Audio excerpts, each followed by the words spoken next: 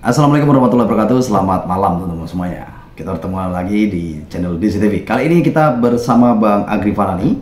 Kita akan melihat videonya ya, yang berisikan bahwa Prabowo saat ini sudah mulai bicara keras ya, memperingati untuk semua ketua partai bahwa hati-hati jangan sampai ada yang melakukan korupsi.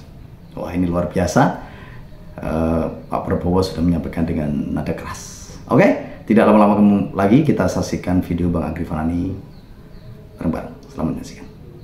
Yes, Prabowo menggelegar, membelah angkasa dan memekakan telinga para ketua umum partainya.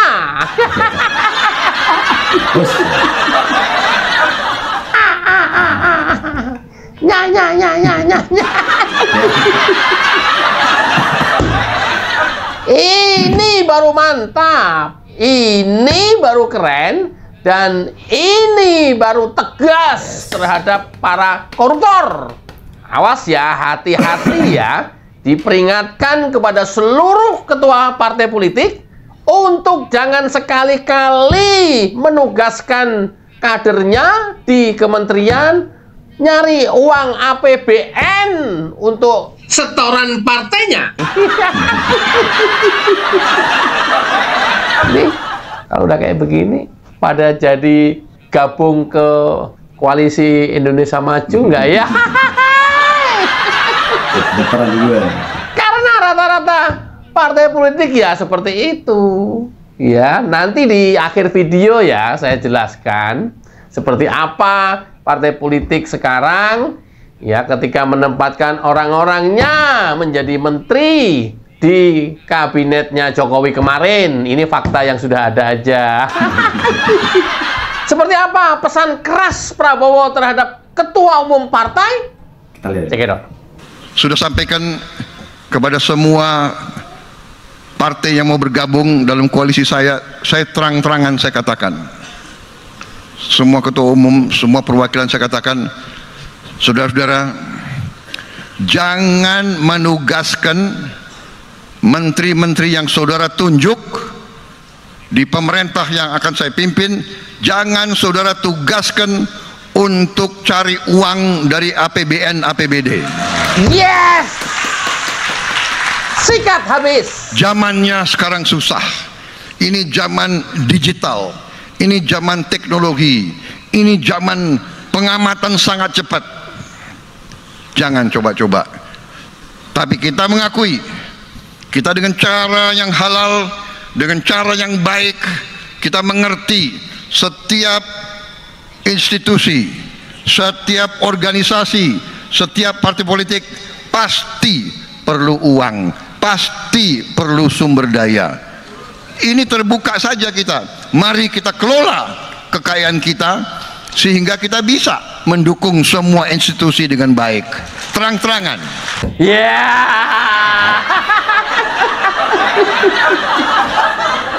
Bentar ya, saya sebelum lanjut ke materi. Tadi banyak saya baca di komen, Bang, enggak, gue mau nanya, lu ketawa apa yang lu ketawain? Lucu juga kagak, Bang? Oh, udah amat. Malah kayak orang gila, Bang. Lah, lucu nggak, ketawa sendiri persis orgil.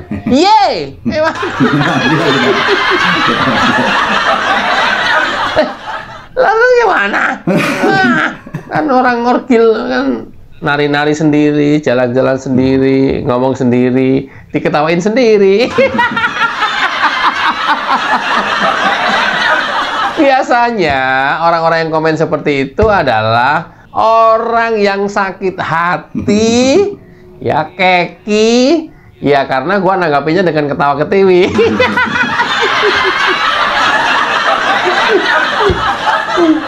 Mungkin merasa terhina banget kali ya kalau diketawain itu kali ya. Sebenarnya tidak bermaksud ke sana, tapi kemudian kalau kalian merasa itu ya alhamdulillah. Alah, nggak boleh ketawa. Halo Bang, mending bagus lu ngomong apa, ketawa sendiri. Lah, gimana? Boleh ketawa itu. Oke, satu persatu di era Jokowi kemarin, ya, setidaknya ada 6 menteri dan 1 wamen yang terjerat korupsi. Padahal Jokowi di setiap kesempatan berkali-kali ngomong.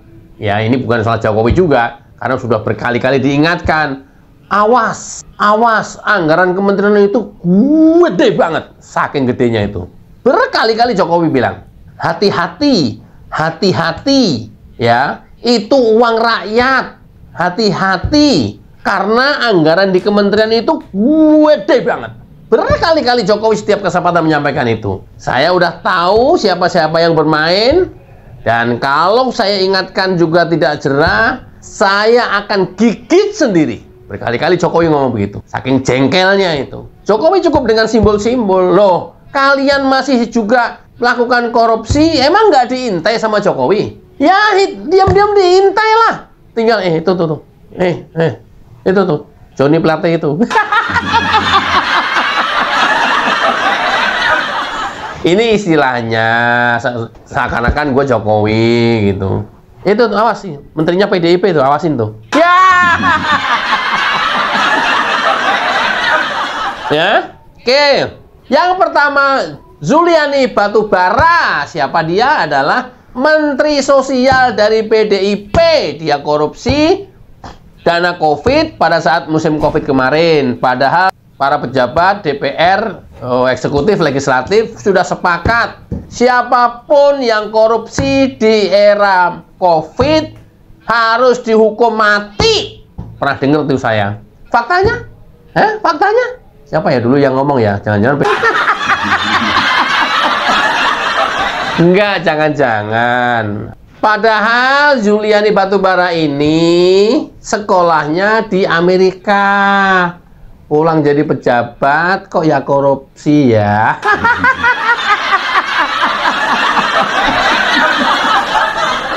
Kacau semua nih orang-orang pintar di Indonesia. Dia dari kader PDIP dan OTT KPK pada tanggal 4 dan 5 Desember 2020.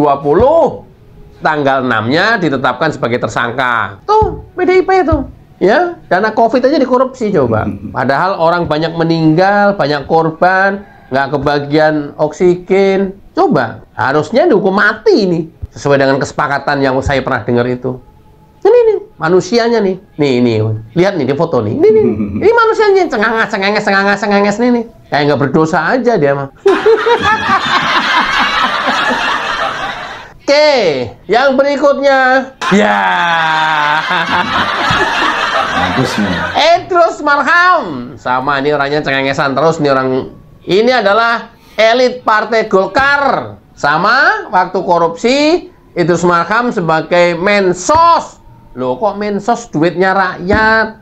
Ya, Menteri Sosial. Kok dikorupsi semua ini gimana ini? Ini harusnya didor. Harusnya. Dor.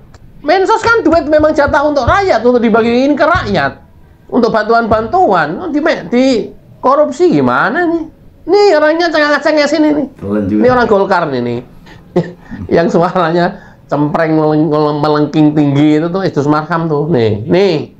Koruptor ya, Mas, hati-hati nih. Tandain. Ini orang Golkar.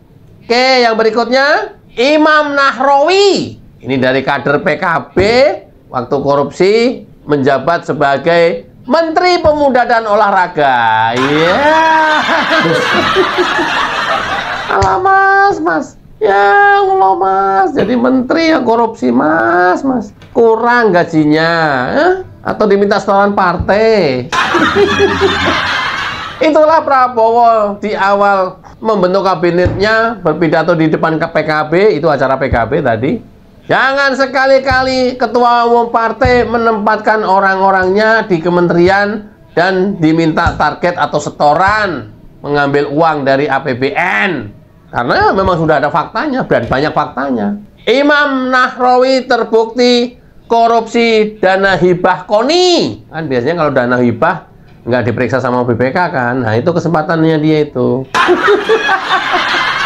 Kri, kalau lu tahu, Kri. Jangan-jangan lu pemain juga. Iya.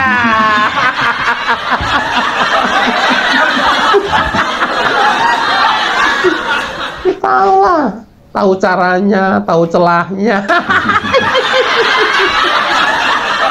Jangan-jangan lu pakar juga, Gre. Ye. Makanya kalau mau konsultasi korupsi ke saya. Ada manajemen fee-nya juga.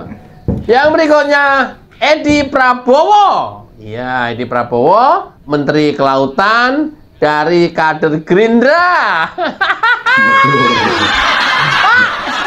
Pak. Kader lu sendiri, Pak Prabowo. Gimana sih ente? Ya, Edi Prabowo terbukti korupsi ekspor benih lobster. Semuanya digaglakin semuanya. Kalau bisa diuntal semuanya udah. Kebayang nggak sih manusia-manusia yang ini tadi nih yang saya sebutkan ini, kalau ini jadi Menteri PUPR gitu, yang sampai triliunan, kebayang nggak kira-kira? Ya habisin semua sama dia ini. Edan. Oke, yang berikutnya yang masih hangat diingatan kita adalah Johnny G. Plate. Iya. Johnny G. Plate dari Nasdem, Menteri Kominfo, tanggung-tanggung korupsinya triliunan. Wow. Akhirnya terbukti nggak tahu triliunan apa ratusan miliar. Ya, dana BTS, anggaran BTS yang harusnya selesai buat membangun daerah 3T, terluar, terdalam, terpencil, supaya semuanya dapat 4G sampai ke Indonesia Timur, sampai ke ujung pelosok di negeri ini, sama Johnny G. Plate dikorupsi. Ya. Jangan-jangan enggak. Ini adalah dari kader Nasdem. Kemudian yang nggak kalah gilanya adalah Syahrul Yassin Limpo. Sama dia dari Nasdem juga loh. Kok Bang Nasdem terus sih Bang? Ya nggak tahu. Atau mungkin janjian ya nggak tahu juga. Yassin Limpo dari Mentan. Wah ini gila-gilaan juga ini. Joroknya minta ampun ini. Yassin Limpo ini. Bawahannya dimintain setoran. Gila. Aduh, ampun. Dan yang nggak kalah gilanya, ini benar-benar gila, Wamenkumham Edi, atau lengkapnya Profesor Edward Umar Sarif. Sebelum jadi menteri, diangkat oleh Jokowi jadi menteri. Sebelumnya dia guru besar hukum pidana UGM. Lu bayangin aja lu men, ya, Profesor hukum pidana UGM. Begitu diangkat jadi wamen, wakil menteri Kumham, korupsi, menerima gratifikasi. Gila kan? Menerima gratifikasi sebesar 7 miliar. Gila kan? Gila kan? Gila nggak? Gila lah, masa enggak?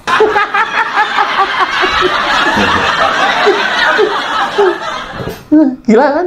UGM. Gila semua, gila. Kenapa ini nggak dibilang alumni UGM paling menjijikkan, paling memalukan? Pertanyaannya, kenapa? Kenapa? Ya karena ada kepentingan politik. Ini adalah benar-benar alumni UGM paling menjijikkan, paling memalukan sepanjang sejarah Indonesia. Hei, Ketua BEM UGM, anak tengil. Kenapa ini nggak kamu katain alumni paling menjijikkan, paling memalukan dari UGM? Hei, Ketua BEM UGM, Gilbran, anak tengil. Kenapa ini kamu nggak katain alumni UGM paling menjijikkan, paling memalukan sepanjang sejarah Indonesia? Mikir, otaknya dipakai mikir yang realistis. Artinya apa? Profesor, doktor, guru besar, dan orang-orang pinter lainnya tidak menjamin ketika dikasih jabatan bisa memajukan negara ini. Hanya Jokowi yang bisa memajukan negara ini. Yang lainnya, apalagi para pembenci yang banyak bacot selama ini hari ini, itu berbahaya sekali seandainya mendapat kesempatan. Hati-hati. Setidak-tidaknya, kalaupun nggak korupsi, nggak menerima gratifikasi, sulit berharap ke mereka yang setiap hari terus mencaci maki, untuk bisa membuat negara ini menjadi maju? Sulit. Bagaimana? Dia aja nggak berpikiran maju kok. Sulit. Itulah dari serangkaian kejadian ini, Prabowo gemes betul. Ya walaupun ada kadernya juga, nggak tahu sekarang diapain sama Prabowo. Gemes betul terhadap kejadian ini, dan dia tidak mau ada satupun ketua umum partai politik menempatkan kadernya di kementerian dan ditarget setoran memakai uang APBN. Terang-terangan Prabowo ngomong begitu. Ngeri kan Indonesia? Ngeri. Itu aja Jokowi udah ngasih contoh, berkali-kali ngingetin. Ya, ngeri. Sekarang kalau sudah seperti ini, kita bisa berharap ke siapa lagi? Atau sekarang kalau sudah begini, kita bisa berharap ke orang pinter yang seperti apa lagi? Kalau sudah seperti ini, kita bisa berharap orang yang bergelar doktor dan profesor yang seperti apa lagi? Sulit. Sulit. Bukan solid, silit.